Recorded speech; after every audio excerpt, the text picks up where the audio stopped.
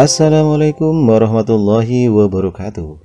Salam Widya Kastrena Dharmasida. Hai sahabat, apa kabar? Pada kesempatan kali ini bertemu lagi dengan saya di Naim Channel.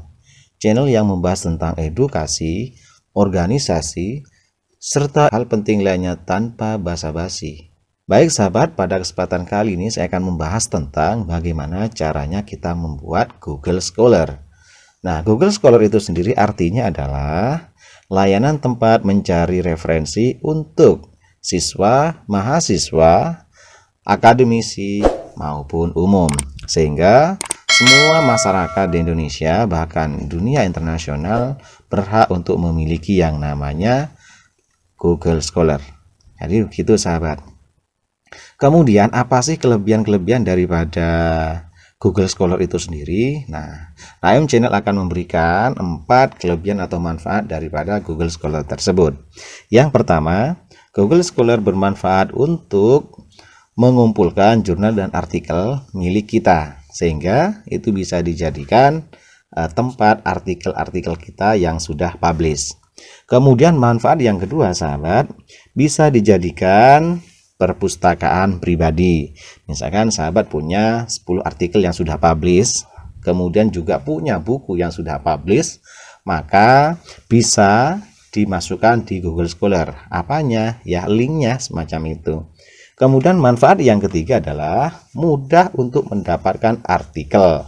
Sehingga apa ya? Jadi media Google Scholar itu bisa dijadikan untuk mencari artikel semacam itu. Kemudian kelebihan yang keempat atau manfaat yang keempat adalah bisa menjadikan sebagai media mengutip bahan artikel maupun jurnal dengan cepat. Jadi semacam itu sahabat.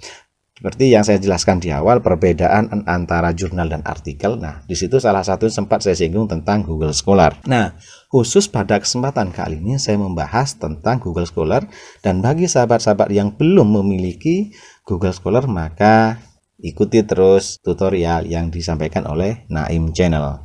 Baik sahabat, untuk mempersingkat waktu langsung saja ke prakteknya semacam itu. Langkah pertama, kita masuk di Google. Kita ketik Google. Oke.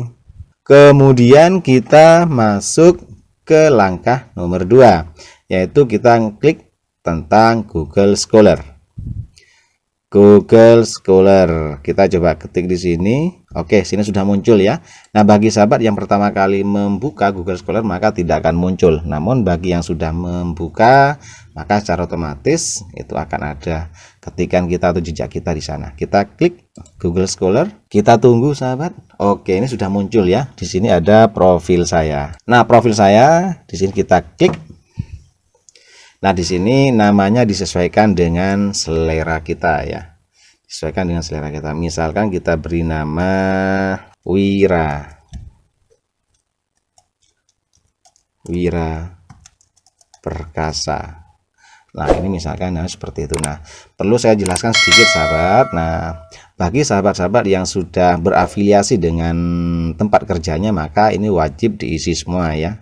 Wajib diisi. Jadi ada nomor ada email verifikasi, kemudian afiliasi dengan universitas atau tempat kerjanya sahabat-sahabat. Jadi semacam, kemudian mengisi minat dan seterusnya. Jadi semacam itu sahabat. Karena ini untuk Google Scholar pribadi atau perpustakaan pribadi maka cukup nama saja yang dimasukkan. Kemudian langkah selanjutnya kita klik berikutnya. Nah, setelah klik berikutnya maka kita diminta untuk menautkan artikel kita yang sudah publish, dijadikan salah satu syarat untuk mendapatkan izin di Google Scholar. Nah, misalkan ada pertanyaan seperti ini sahabat, Pak, saya belum punya artikel yang sudah publish, apakah saya bisa? Jawabannya adalah tetap bisa. Kita siasati dengan cara meminjam artikel orang lain, kemudian kita tautkan ke Google Scholar kita. Nanti begitu Google Scholar kita jadi, maka artikel tersebut kita hapus kembali sehingga Google Scholar kita kosong. Nah, sewaktu-waktu artikel sahabat yang sudah publish maka bisa ditautkan atau ditambahkan. Ya seperti itu. Kita langsung saja. Ini artikel milik F. Rizal. Nah, sudah. kemudian kita klik tanda panah. Oke, kita pilih terapkan update secara otomatis. Nah, ini tahap-tahapnya ya. Profil sudah kita lalui, artikel sudah kita lalui, kemudian yang terakhir adalah setelan. Kita pilih terapkan update secara otomatis. Jadi manfaatnya adalah ketika ada artikel yang baru, maka kita pilih otomatis, secara otomatis artikel kita tertaut ke Google Scholar kita. Jadi semacam itu. Kemudian jadikan profil saya untuk umum, artinya bisa dilihat oleh siapapun. Yang dilihat ya profilnya, ya artikelnya, semacam itu. Kita klik selesai. Oke, jadi sangat simpel sahabat ya. Jadi tidak ada alasan bahwa Pak, saya sulit untuk membuat Google Scholar atau Google Cendekia gitu ya. Saya sulit misalnya. Tidak ada kata sulit sahabat selama ingin mencoba gitu ya. Jadi 3 langkah yang saya sampaikan tadi ya hanya sejauh itu gitu loh. Tidak sampai 10 menit ya. Ini kalau di timing sekitar 6 menitan ya. Jadi semacam itu. Nah, ini artikel yang saya pinjam tadi ya sahabat ya. Sekali lagi, kalau belum punya artikel yang sudah publish, maka bisa meminjam artikelnya orang lain. Nah, karena Google Scholar-nya sudah jadi, maka artikel yang kita pinjam tadi harus dihapus ya, karena ini hak orang lain. Jadi, nah ini ya, kita hapus. Oke.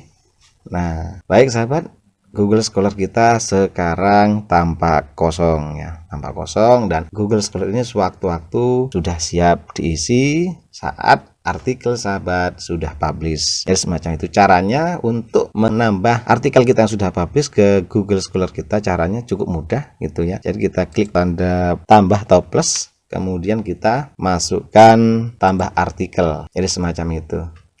Kalau sudah publish, pasti ada nama dong di artikel tersebut. Contoh, kita ambil saja artikelnya Naim gitu. Oke, pasti muncul sahabat ya. Ketika artikel sahabat itu sudah publish gitu ya, pasti muncul nama-nama sahabat di sini. Nah, misalkan sahabat sudah punya 100 nih. Pak, misalkan saya sudah 100 artikel, sudah publish semuanya. Namun karena saya baru tahu tentang Google Scholar ini sebagai perpus kita atau perpus pribadi, apakah bisa dimasukkan semua gitu? Jawabannya adalah sangat bisa sahabat. Caranya adalah cukup klik pilih artikel yang Anda tulis. Nah, ini secara otomatis akan masuk sahabat ya. Ini secara otomatis akan masuk. Ini semacam itu, sudah terpilih semacam ini, sudah masuk. Oke, kita ulangi sekali lagi. Artikel semacam ini, kemudian kita pilih Naim. Mohon maaf, kita ulang sekali lagi. Kita coba search. Nah, misalkan muncul ini ya, faktor-faktor mempengaruhi niat berwirausaha mahasiswa. Kita klik satu ini, kemudian kita klik centang, maka otomatis artikel kita masuk di Google Scholar kita. Jadi seperti itu sahabat, sangat mudah. Kemudian misalkan Pak, saya ingin nambah lagi nih artikel saya karena sudah publish, maka klik centang lagi, klik plus lagi, kemudian tambah artikel, ketik nama sahabat di sana. Oke, memang harus sabar ya, kadang terpental sendiri. Oke, kita pilih Naim lagi. Nah, kita pilih di sini Naim. Nah, oke ya, perbandingan penggunaan model pembelajaran. Nah, ini kita centang lagi. Kemudian kita pilih centang di sini.